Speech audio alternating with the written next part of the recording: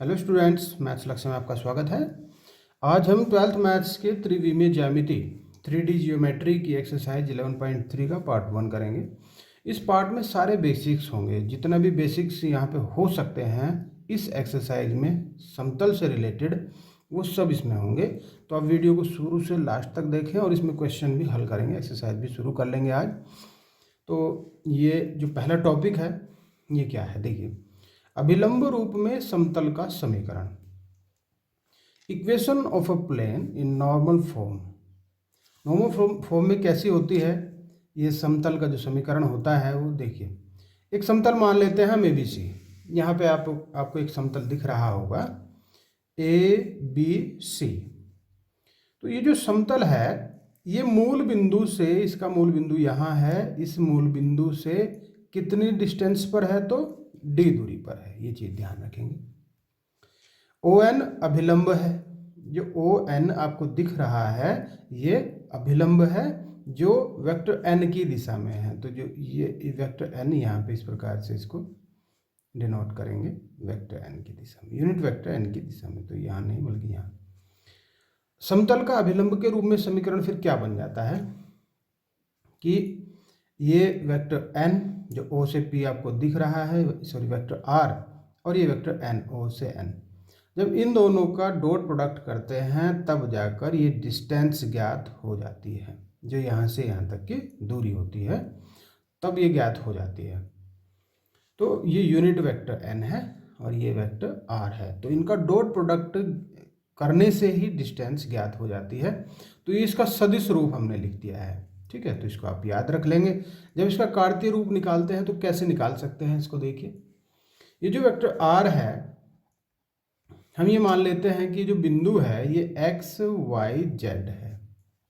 अगर ये बिंदु एक्स वाई जेड है तो वेक्टर r, ये जो वेक्टर r है ये वाला, ये क्या होगा, तो ये x i y J plus Z के होगा, ठीक है।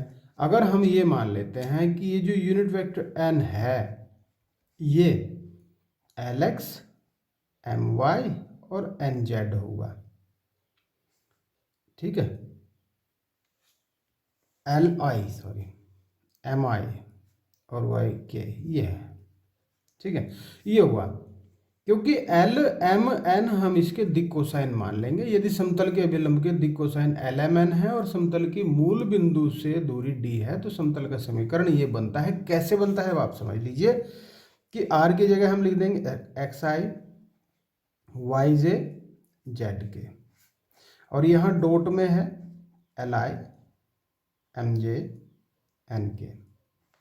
जब इनका डॉट प्रोडक्ट करेंगे तो x की l में गुणा हो जाएगी, मीन्स LX हो जाएगा, m की y में गुणा हो जाएगी और n की z में गुणा हो जाएगी, तब जाकर ये आ जाएगा। और इक्वल में क्या है, तो इक्वल्स टू d है, तब जाकर ये समीकरण बन जाती है। तो r और n को आप इस प्रकार से डिफाइन कर सकते हैं। अच्छा, व्यापक रूप में समतल का समीकरण क्या बनता है। समतल का जो समीकरण बनेगा, इक्वेशन ऑफ प्लेन जो बनेगा वो क्या होगा कि जो यहाँ पे स्मॉल n है यहाँ पे वो कैपिटल हो जाएगा और जो स्मॉल d है वो भी कैपिटल D हो जाएगा सदिश के समीकरण में। और कार्तीय समीकरण में देखेंगे तो जहाँ एल एम एन है वहाँ हमने A B C D cosine लिए हैं और ये D डिस्टेंस इक्वल टू 0। तो प्लस D इक्वल टू 0, कहीं माइनस D भी आप कर सकते हैं क्योंकि हमने जो यहाँ माइनस D की वैल्यू है वो D ले ली है बस सीधा, क्योंकि इधर को ले गए तो इसको माइनस D की वैल्यू प्लस D। तो ये इसका व्यापक समीकरण है। नेक्स्ट टॉपिक पे आते हैं। एक दिए सदिश के अनुलंब तथा दिए गए बिंदु से होकर जाने वाले समतल का समीकरण। सदिश रूप देखेंगे फिर कार्तीय रूप भी देखेंगे। देखिए, यहाँ आपको एक समतल नजर आ रहा है। इस समतल में यहाँ से हमने क्या किया कि एक समतल बिंदु वेक्टर ए, एक समतल बिंदु वेक्टर ए से गुजरता है और सदिश n के अनुलंब है, ठीक है। ये देखो यहाँ सदिश n, इसके अनुलंब कर दिया हमने, तब क्या बनता है, ये वेक्टर r है, ये बिंदु कोई p ले लिया तो r में से क्या घटेगा, a घटेगा, आर में से ए घट जाएगा और उसका डॉट प्रोडक्ट एन के साथ में हो जाएगा। ये चीज़ है बस।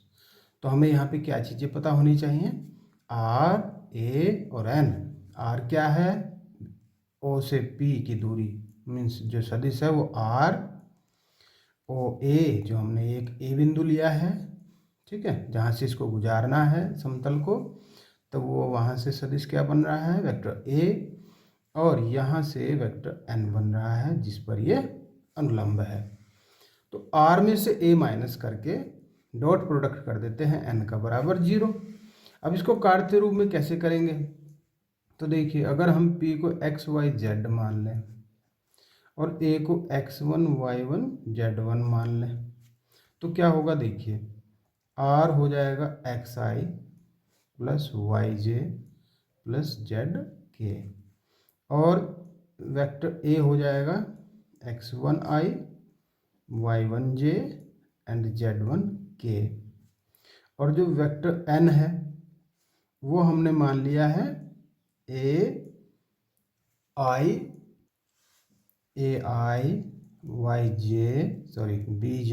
प्लस ck, क्योंकि हमने इसके दिक् रेशियोज, दिक् अनुपात ABC मान लिए हैं। तब जाके अगर ये तीनों हैं तो इनकी वैल्यू यहाँ पे रखने से ये आ जाएगा। कैसे आ जाएगा और थोड़ा सा देखना है तो आप इसको समझ सकते हैं कि देखो r minus A means xi plus yj plus zk minus x1i plus y1j plus z1k, ये वो माइनस, और इनटू यानी कि dot ai plus bj plus ck। तो देखिए पहले तो x माइनस x1 हो जाएगा और फिर a की डॉट प्रोडक्ट होकर a की गुणा हो जाएगी, तो ये बना, फिर b के साथ ये जाएगा, c के साथ ये जाएगा। तो इस प्रकार से i j के वाले ये जो पद हैं ये आ जाएंगे। एक लाइन मैंने यहाँ से बचत कर दी है। बचत में ये रहेगा कि x माइनस x1 अंदर है, देखो x माइनस x1 i है अंदर और बाहर है ai, और डॉट होना है इनका, तो ये और ये यहाँ पे गुणा में आ जाएगा। ठीक है, अब आ जाते हैं चौथे पॉइंट पर। तीन असंरेखीय बिंदुओं से होकर जाने वाले समतल का समीकरण। असंरेखीय बिंदु हैं। मान लीजिए समतल में कोई बिंदु क्या है, P है। सबसे पहले तो एक बिंदु P ले लिया हमने, फिर समतल पर स्थित तीन असंरेख बिंदु लिए R, S एंड T। इनके स्थिति सदिश हैं। R का है वेक्टर A और वेक्टर S का है वेक्टर B और T का है वेक्टर C। तो ये चीज है, ये vector A, vector B, vector C, स्थिति सदिश। अतः R से जाने वाले और सदिश RS क्रॉस प्रोडक्ट RT पर लंब समतल का समीकरण हो जाता है। यहाँ से आपको दिख रहा है, इससे आगे ये बन जाता है RS क्रॉस RT। ठीक है, तब जाकर इसका समीकरण बनता है R माइनस A, क्योंकि ये जो है ये R है, R माइनस A और RS RT का क्रॉस प्रोडक्ट का डॉट प्रोडक्ट इक्वल टू 0। तो अगर RS और RT के क्रॉस प्रोडक्ट को भी लिखेंगे तो इस प्रकार से लिख सकते हैं कि RS हो जाएगा B माइनस A। देखो यहाँ से RS हमें ज्ञात करना है तो क्या करेंगे, B में से A माइनस हो जाएगा। फिर RT निकालने के लिए क्या करेंगे, C में से A माइनस हो जाएगा, ये निकालने के लिए। तो इनका क्रॉस प्रोडक्ट करके R माइनस A के साथ डॉट प्रोडक्ट करेंगे, तब जाके 0 आना चाहिए। ये इसका सदिश रूप होता है। अगर इसी को हम कार्य रूप में कन्वर्ट करते हैं तो क्या बन जाता है, देखो ये हो जाता है इस प्रकार से कि जो RST के निर्देशांक है वो हमने मान लिए x1 y1 z1, x2 y2 z2 और x3 y3 z3, और जो P है वो x y z हो जाएगा। अब यहाँ से फिर RP, RS और RT ज्ञात करेंगे। ठीक है, RP, RS और RT ये तीनों ज्ञात करेंगे हम यहाँ से, और तीनों ज्ञात करने के लिए देखो क्या आ जाएंगे, फिर ये आएगा x minus x1i, y minus y1j और z माइनस z1k। इसी प्रकार से RS आ गया x2 minus x1i, y2 minus y1j और z2 माइनस z1k। ये किस प्रकार से बिंदुओं को लिखते हैं, ये चीज़ें पहले क्लियर हो चुकी हैं, कई एक्सरसाइज हम इससे रिलेटेड कर चुके हैं। RT equal to x3 minus x1 y3 minus y1j and z3 minus z1k, इस प्रकार से। तो जब इनके मान हम वहाँ रखेंगे, कहाँ पे, इसमें रखेंगे, तब जाके एक सारणिक बन जाता है, और वो सारणिक ये होता है जो इसका कार्तीय रूप कहलाता है। x minus x1 y minus y1 z minus z1, ये और ये तीनों एक कॉलम में, ये तीनों एक कॉलम में, और ये तीनों एक कॉलम में, तब जाके जो सारणिक आता है उसकी वैल्यू 0 के बराबर होती है। ये इसका कार्तीय रूप है। फिर आ जाते हैं 5वें टॉपिक पर। इन सबको आप लिख लिख के याद कर लें अच्छे से, क्योंकि बिना कॉन्सेप्ट के आप एक्सरसाइज पे नहीं जा सकते, ना उसको कर पाएंगे। आप कर भी दिया तो रटने से कोई लाभ होता नहीं है, रटा हुआ तो 1-2 दिन में आप भूल जाते हैं। समतल के समीकरण का अंतःखंड रूप, इंटरसेप्ट फॉर्म क्या होती है, देखिए। यदि समतल कुछ इस प्रकार से है कि वो बिंदु P क्यू आर पर 0 0, जैसे P देखा हमने x अक्ष की ओर है, तो A 0 0, फिर Q देखा 0 B 0, क्योंकि y ही केवल है, यहाँ पे B है, और यहाँ 0 0 C, क्योंकि z पर C है और बाकी 0 है। तो इस प्रकार का यदि समतल होता है, इस प्रकार की फॉर्म दे रखी है, x y z के जो अंतःखंड है वो ही दिए हैं ABC, तब जाकर जो समीकरण बनेगा वो x upon a, y upon b और z upon c equal to 1 होता है। ये चीज़ समतल के समीकरण में आपको ध्यान रखनी है यदि इसका इंटरसेप्ट फॉर्म ज्ञात करना है तो, ठीक है ना। नेक्स्ट टॉपिक पर आओ। दो दिए गए समतलों के प्रतिच्छेदन से होकर जाने वाला समतल। आपको इस डायग्राम में दिख रहा है कि एक समतल π1 है, दूसरा समतल π2 है, इसके प्रतिच्छेदन से एक π3 समतल आपको नजर आ रहा है, यहाँ पे देखिए, है ना। तो ये जो π3 समतल है, यहाँ से समीकरण क्या बनता है, इसका समीकरण क्या बनता है, तो मान लीजिए π1 और π2 दो समतल जिनके समीकरण है vector r dot unit vector n1 equal to d1, और एक लिया vector r dot vector n2 unit vector n2 equal to d2। ये दो हमने समतल मान लिए हैं। अब ऐसा समतल जो π1 और π2 के प्रतिच्छेदन रेखा से गुजर रहा है, उसका समतल क्या बने, उस समतल का समीकरण क्या बनेगा। तो इनको कुछ इस प्रकार से जोड़ना है कि फर्स्ट, मान लीजिए ये फर्स्ट है, प्लस लैम्डा सेकेंड, इस प्रकार से आप इसको जोड़ दो। तो दिस सेम लिखेंगे, देखो कैसे, ये लिखा प्लस लैम्डा समथिंग, है ना, ऐसे करके इक्वल टू भी सेम रहेगा d1 प्लस लैम्डा d2, इस प्रकार। जब इनको एक साथ में कर देंगे तो फिर आपका फॉर्म ये बन जाएगी, ठीक है। तो vector r in bracket unit vector n1 plus lambda unit vector n2 equal to d1 plus lambda d2। तो ये इसका है सदिश रूप। यदि बात की जाती है कार्तीय रूप की, तब ये जो यूनिट वेक्टर n1 है इसको हम मान लेंगे a1i b1j और c1k। यूनिट वेक्टर n2 को मान लेंगे a2i b2j c2k, और यूनिट वेक्टर r जो है xi yj और zk। जब ये तीनों वैल्यूज यहाँ पे रखेंगे तब जाके क्या आएगा, देखो यहाँ रखा, फर्स्ट में इसको रख दिया, तब जाके ये आया इस प्रकार से। कैसे, देखो x into a1 plus lambda a2, आई तो काम खत्म हो गया, आई के आई से गुणा होके तो 1 आ गया। फिर y का इसके साथ में रखा, z का इसके साथ में रखा, इक्वल टू, तो सेम रहेगा d1 प्लस लैम्डा d2। अब क्या किया कि a1x b1y और c1z साथ में लेके d1 भी इसके साथ ले लिया। फिर लैम्डा लैम्डा लैम्डा वाले को साथ में ले लो, लैम्डा ले लो common, this into X, this into Y and this into Z minus d2, और लैम्डा बाहर बराबर 0। तो ये इसका कार्तीय रूप हो गया, ठीक है। तो रटना नहीं है, समझना है। सदिश से कार्तीय बहुत आसानी से आप समझ जाते हैं, ठीक है। अब नेक्स्ट टॉपिक पे चलते हैं। दो रेखाओं का सहतलीय होना। सहतलीय का मतलब है कि एक ही समतल पर दो रेखाएं स्थित हैं, इस प्रकार से उनकी क्या कंडीशन बनती है। मान लीजिए दो ज्ञात रेखाएं हैं, एक है vector r equal to a one plus lambda b one, दूसरा है r equal to a two plus mu b two है ना, म्यू बी टू। तो इस प्रकार से दो ज्ञात रेखाएं हमें पता हैं, ज्ञात हैं, तब इस प्रकार से अगर होता है तब A two minus A one dot B one और बी टू का क्रॉस प्रोडक्ट, यहाँ से जो भी इनका डॉट प्रोडक्ट आएगा वो जीरो के इक्वल होता है। ये चीज़ आपको इसमें याद रखनी है। तो क्या करना है, a2 में से a1 को घटाना है, वेक्टर a2 में से वेक्टर a1 को, और फिर b1 b2 का क्रॉस प्रोडक्ट करना है, और फिर इन दोनों का डॉट प्रोडक्ट करके जीरो के इक्वल आना चाहिए। काटते रूप में आ जाओ।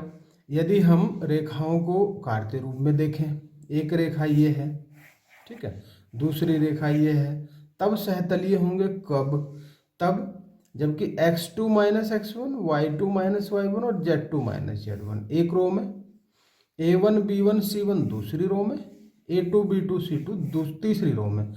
और ऐसा करने से जो सारणिक की वैल्यू आएगी वो जीरो के बराबर आनी चाहिए, तब जाकर में दोनों रेखाएं क्या होंगी, सहतलीय होंगी, कोप्लेनैरिटी होंगी। ठीक है ना। तो बस ये चीज़ आपको ध्यान रख लेनी है और ये हो जाएगा। दो समतलों के बीच का कोण कैसे ज्ञात करें।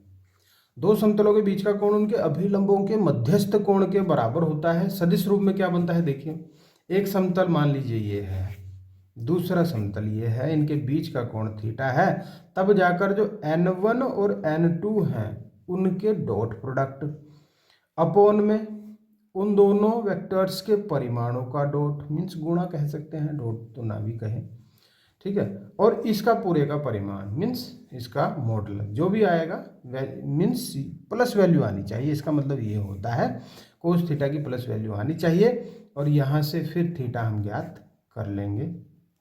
ठीक है ना, ये करके पूरा थीटा ज्ञात हो जाएगा। अब काटते रूप पे आओ।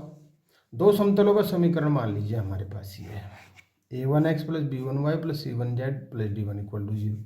दूसरा समतल ये है ना, इनके बीच का कोण थीटा है, तब जाकर जो कोस थीटा आएगा वो a1 a2 plus b1 b2 plus c1 c2 upon में d1 d2 का काम नहीं है यहाँ पे, अपॉन में फिर a1 square plus b1 square plus c1 square square root of फिर a2 square plus b2 square plus c2 square. तो इनके मल्टीपल को के योग को क्या करते हैं, इनसे डिवाइड कर देते हैं, किससे, a square plus b square plus c square, 1 और 2 दोनों के लिए। अब थोड़ा सा एक नोट भी मैंने यहाँ दिया कि यदि दोनों समतल परस्पर लंब हैं तो थीटा इक्वल टू कितना हो जाएगा, 90 डिग्री। तो कोस 90 की वैल्यू कितनी बन जाएगी, 0, और 0 बन जाने से जब ये पूरा का पूरा 0 के गुणा में जाएगा तो 0 हो जाएगा। तो इसका मतलब ये पूरा किसके बराबर आएगा, तो 0 के बराबर आएगा, ये 0 हो जाएगा। तब इसका मतलब ये होगा कि दोनों समतल परस्पर लंब हैं, और जब दोनों समतल परस्पर समांतर होंगे तब कंडीशन क्या बनती है, तो a1 by a2 b1 by b2 and c1 by c2 equal होते हैं। ये बनती है कंडीशन समांतर की। तो ये दो कंडीशन भी आप याद रखेंगे कि कब लंब होता है और कब समांतर होता है ना, याद रख लेंगे। तो याद हो गया, कोस थीटा क्या हुआ, ये हुआ, किस रूप में हुआ, सदिश रूप में। और कोस थीटा जब काटते रूप की बात करते हैं तो इस प्रकार से आप ज्ञात कर लेंगे, जब समतल काटते रूप में दिए हैं तब ये, और जब समतल सदिश रूप में दिए हैं तब ये। ठीक है, हो जाएगा। ओके, नेक्स्ट, एक रेखा और एक समतल के बीच का कोण, angle between a line and a plane. रेखा का समीकरण r equal to a plus lambda B, और समतल का समीकरण मान लिया r dot n equal to D. ये हुआ, समतल ये है और रेखा ये है, बीच में जो कोण है वो थीटा और 90 माइनस थीटा। तो हम थीटा के लिए देखेंगे फिलहाल, 90 माइनस थीटा के लिए भी इसी प्रकार से बन जाता है। रेखा और समतल के अभिलंब के बीच का कोण थीटा है, तब जाके क्या बनता है, तो ये जो यहाँ पे आपको लैम्डा के साथ वेक्टर बी दिख रहा है, और आर के साथ में एन दिख रहा है, इनका डॉट प्रोडक्ट कर देते हैं, अपॉन में फिर इन्हीं के परिमाणों की गुणा कर देते हैं। बस इतना काम आपको इसमें करना है, तो कोस थीटा आपका आ जाएगा। आसान है ना। रेखा के समीकरण का क्या लिया, लैम्डा के साथ जो भी है क्या, वेक्टर बी, और समतल में वेक्टर आर के साथ जो वेक्टर एन है वो लिया, दोनों का डॉट प्रोडक्ट किया, अपॉन में इन्हीं का परिमाण कर दिया, तब जाके रेखा और समतल के बीच का कोण ज्ञात हो जाएगा। फिर अगर इसको कार्तीय रूप में ज्ञात करें, तब रेखा इस प्रकार से, एक रेखा तो ये दे दी, एक समतल ये दे दिया, इनके बीच का कोण ज्ञात करना है। तब इसका जो यहाँ रेशियोज है, डायरेक्शन अनुपात है यानी दिक् अनुपात है रेखा का A B C, way A B C किसके साथ मल्टीपल कर रहे हैं, तो समतल के एक्स वाई जेड के गुणांकों के, ए बी सी के साथ में, अपॉन में ये जो डायरेक्शन रेशियोज हैं उनके स्क्वायरों का वर्गमूल, और यहाँ जो एक्स वाई के गुणा, एक्स वाई जेड के गुणांक हैं उनके वर्गों का योग का वर्गमूल, ये करना है इस प्रकार से। तो यहाँ से क्या हो जाएगा, यहाँ से एक रेखा और समतल के बीच का कोण आ जाएगा। तो आप इसको बहुत आसानी से याद भी कर लेंगे, और लिख के याद जरूर कर लें ताकि आप एक्सरसाइज में कहीं खो ना जाएं, ठीक है ना। नेक्स्ट पे, समतल से दिए गए बिंदु की दूरी, distance of a point from plane. यहाँ पे समझिए कि आपको एक बिंदु यहाँ P दिख रहा हो, पहले बिंदु P देखो और बाकी कुछ मत देखो, बिंदु P दिखा, एक बिंदु P जिसकी स्थिति सदिश वेक्टर A है, ये जो OP है वेक्टर A है, स्थिति सदिश है इसका, और एक समतल पाई1 आपको दिख रहा है यहाँ, पाई1 पूरे समतल को पाई1 नाम दिया है, जिसका समीकरण है r dot n equal to D, ये हुआ। फिर देखो बिंदु P से समतल पाई1 के समांतर एक और दूसरा समतल भी दिख रहा है आपको, पाई2, ठीक है ना, क्योंकि P बिंदु उसी समतल में आ रहा है, ये भी चीज आप ध्यान रखें। तब इसका समीकरण बनेगा r minus A dot n equal to 0। इसका मतलब n की जब अंदर गुणा करेंगे तो आर एन माइनस ए डॉट एन आ जाएगा, और ये माइनस वाले को उधर ले जाएंगे तो ये हो जाएगा r dot n equal to a dot n. अब इसका मतलब मूल बिंदु से समतल की दूरी क्या हुई, तो दूरी ये हुई ए डॉट एन का मॉडुलस। यदि P से समतल पाई1 से दूरी ज्ञात करनी है तो क्या करेंगे, देखो हमें चाहिए पी क्यू निकालने के लिए हमें n डैश n भी निकाल लेना चाहिए ना पहले, तो क्योंकि n डैश n इक्वल है पी क्यू के। n डैश n कैसे निकलेगा, तो ये समझ लो कि इस वेक्टर में से ओ एन में से क्या घटा देंगे, ओ एन में से ओ एन डैश घटा देंगे, ठीक है, ओ एन डैश घटा देंगे, और ये जो ओ एन डैश है ये क्या है, तो ये ए है, ओ एन डैश ये है, ये वाला A dash vector A dot vector unit vector N, और ओ एन है क्या, डी, ये डी है, तो ये आ जाएगा। इसका मतलब डायरेक्ट पी क्यू अगर लिख दें तो पी क्यू भी लिख सकते हैं, क्योंकि ये p q n n dash के इक्वल है, एन डैश एन के, तो o n minus o n dash, तब जाके ये आया।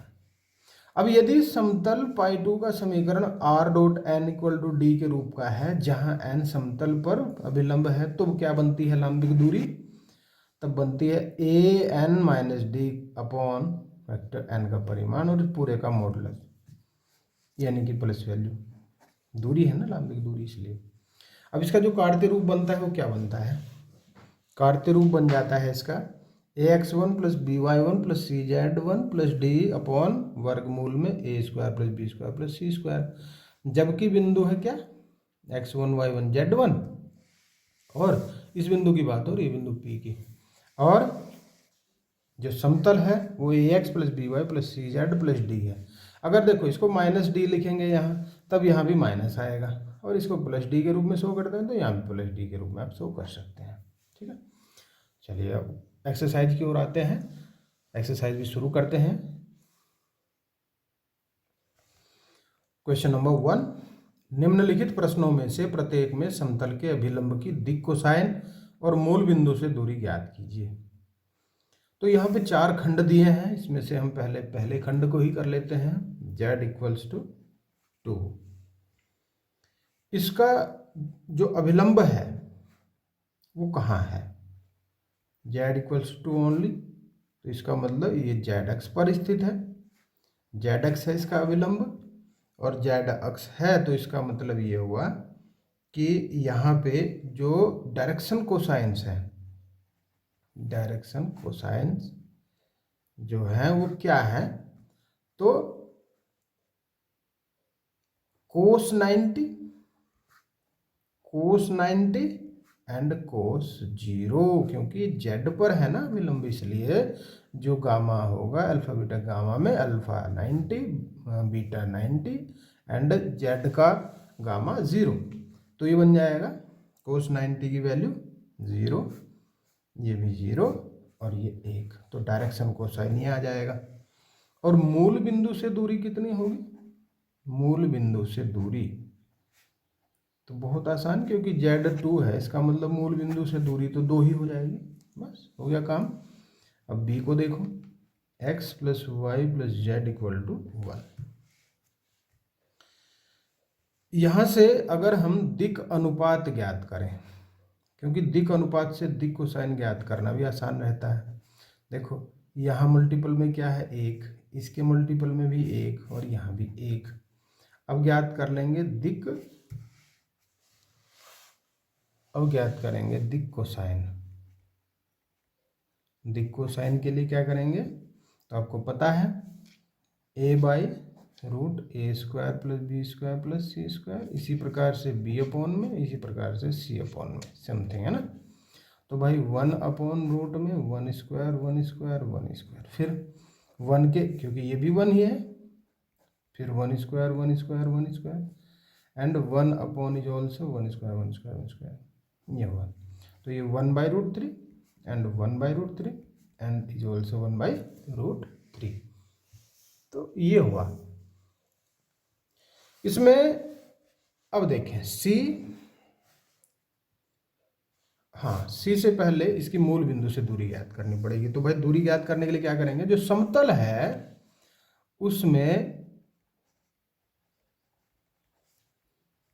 1/3 से गुणा कर देंगे, से गुणा करेंगे पूरे में, ये क्योंकि सारे ही 1/3 है, रूट 3 आए हैं, तो 1/√3x 1/√3y एंड 1/√3 और ये भी 1/√3। तो ये जो है इक्वल्स टू में, इसका मतलब ये मूल बिंदु से समतल की दूरी है, मूल बिंदु से समतल की दूरी। अब ये कैसे लाए हम, देखो आपको याद आ रहा होगा, मैंने एक सूत्र आपको बताया था सबसे शुरू में कार्तीय रूप में कि Lx plus my plus nz equals to d होता है। अगर यही चीज़ हम यहाँ पे लिख लें तब जाकर इसकी तुलना करना आपके लिए आसान हो जाएगा, क्योंकि जो इक्वल में d रहेगा वो फिर क्या होगा, तो वो वही डिस्टेंस होगी समतल से मूल बिंदु की। c देखो, c है 2x plus 3y minus z equal to 5। यहाँ से जो दिक अनुपात है यानी कि ABC है वो क्या है, ABC 2 3 और -1।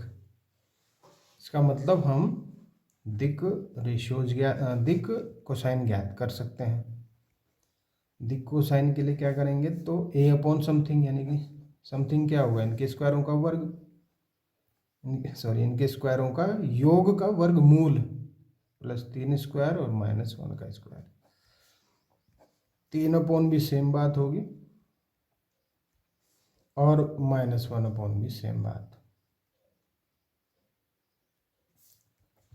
तो ये हो जाएगा 2/4 9 13 और 1 14, 3 और 1/√14, ये हो जाएगा, ठीक है।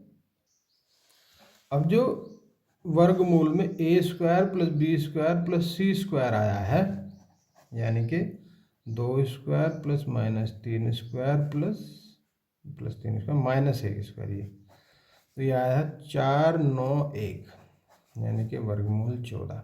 इस वर्गमूल 14 से देना है भाग समतल में। समतल में वर्गमूल 14 से भाग देने पर, देखो दोनों टाइप से कैसे भी आप इसको कर सकते हैं। अब मैं यहाँ कह रहा हूँ भाग करने पर, वहाँ बोला था गुणा करने पर। तो अगर गुणा वाली बात आती है तो 1/√14 से गुणा कह दो आप, ठीक है ना भाई। आप ऐसा भी तो कह सकते हैं कि 1/दिस पूरा, ये क्या है, square plus B square plus सी स्क्वायर प्लस सी स्क्वायर, इससे गुणा करने पर आप, अथवा ये कह सकते हैं कि इससे भाग करने पर बात एक ही बनती है। तो इससे भाग कर देंगे तो ये हो जाएगा 2/√14 x, फिर -3/√14y, ये माइनस था, और माइनस का 1/√14 z इक्वल्स टू 5/√14। तो यहाँ समतल की मूल बिंदु से दूरी, मूल बिंदु से समतल की दूरी कितनी आएगी, तो ये आएगी इक्वल्स टू डी में 5/√14 ये आ जाएगी। क्योंकि हमने इसकी कंपेयर किससे की है, तो हमने इसकी कंपेयर की है LX plus MY plus NZ equals to d से, जो पहला टॉपिक था उससे। इसी प्रकार से आप डी कर लेंगे, ठीक है। डी भी आप इसी तरीके से कर सकते हैं। क्वेश्चन नंबर 2, उस समतल का समीकरण सदिश रूप में ज्ञात कीजिए जो मूल बिंदु से 7 मात्रक दूरी पर है और सदिश पर अभिलंब है। तो जो वेक्टर n है वो दिया है 3i plus 5j minus 6k, ठीक बात। अब इसी का हमें क्या करना है, तो यूनिट वेक्टर ज्ञात कर लेना है। यूनिट वेक्टर ज्ञात करने के लिए क्या करेंगे, vector n upon vector n का परिमाण ज्ञात कर देंगे। तो 3i plus 5j minus 6k upon में वर्गमूल 3 स्क्वायर 5 स्क्वायर माइनस 6 स्क्वायर, तो ये हो जाएगा 3i plus 5j minus 6k upon में 9, 25 और 36 का वर्गमूल, ये आ जाएगा। ये आ जाएंगे सारे जुड़ के 25, 9, 34, 70 आ जाएगा ये। 3i plus 5j minus 6k √70। अब ये जो यूनिट वेक्टर आया है इसमें अब हमें समतल का सदिश समीकरण ज्ञात करना है। समतल का सदिश समीकरण तो मैंने बताया था सबसे पहला वही टॉपिक था, r और unit vector n equal to d. अब देखिए हमें यहाँ पे d तो दिया है, d दिया है उसने 7 की 7 मात्रक दूरी पर है, तो फिर तो r इंटू इसकी जगह पूरा लिखेंगे ये वाला 3i plus 5j minus 6k upon में √70 और इक्वल्स टू 7, ये चीज़ हो गई। तो आप इसको यहीं के यहीं छोड़ दें तो ज़्यादा बेटर है, छोड़ दो कोई टेंशन है नहीं, क्योंकि हमने इसको सदिश फॉर्म में दर्शा दिया है, ठीक है ना। अब निम्नलिखित समतलों का कार्तीय समीकरण ज्ञात करना है। इन सब का कार्तीय समीकरण ज्ञात करो। तो भाई देखो ये जो वेक्टर r है इसको आप xi yj एंड z के मान के रख लो। अब यहाँ देखो a में हम रखेंगे इसको, तब यहीं के यहीं हो जाएगा, तो इसमें दिक्कत नहीं आएगी। xi yj z के i j माइनस के, देखो x की गुणा 1 में, y की गुणा भी 1 में j वाले में, और z की गुणा k वाले में -1 में, जो भी इनके गुणांक है। तो x प्लस वाई और माइनस जेड बराबर 2, ये जो आया है इसकी कार्तीय समीकरण आ गई। b आप कर लेंगे, c मैं फिर और करा रहा हूँ, है ना। ये वाला जो b है ये इसको आप कर देंगे, c को मैं कराता हूँ। r की जगह लिख दो xi yj z के dot S minus 2ti Z minus T, है ना, 3 minus T, 3 minus T J and 2s plus T के इक्वल्स टू 15। एक्स की गुणा इस गुणांक में, मीन आई के गुणांक की गुणा आई के गुणांक में, तो x into S minus 2d plus 3 minus T की गुणा वाई में और 2s प्लस टी की गुणा जेड में इक्वल्स टू 15। ये जो आया है इसको और ज़्यादा मत छेड़ना, बस हो गया सवाल, कुछ नहीं करना इसमें ज़्यादा, इतने से आसान से सवाल है, कोई मुश्किल है नहीं। तो आपको थोड़ा थोड़ा सा समय इसमें देना पड़ेगा और जैसे आपका कॉन्सेप्ट क्लियर होता है तो सारे क्वेश्चन आप हल कर देंगे। अगली एक्सरसाइज में मिलेंगे हम। और वीडियो पसंद आते हैं लाइक कर दें, चैनल को सब्सक्राइब नहीं किया सब्सक्राइब कर दें। सभी आपको इसमें डिस्क्रिप्शन में सभी आपको इसके लिंक मिल जाएंगे इस पूरी एक्सरसाइज के चैप्टर के, ठीक है ना, सारे लिंक मिल जाएंगे, सारी वीडियो आप वहाँ से डिस्क्रिप्शन से लिंक लेके देख सकते हैं या प्लेलिस्ट में जाकर भी देख सकते हैं। ठीक, ओके, थैंक यू।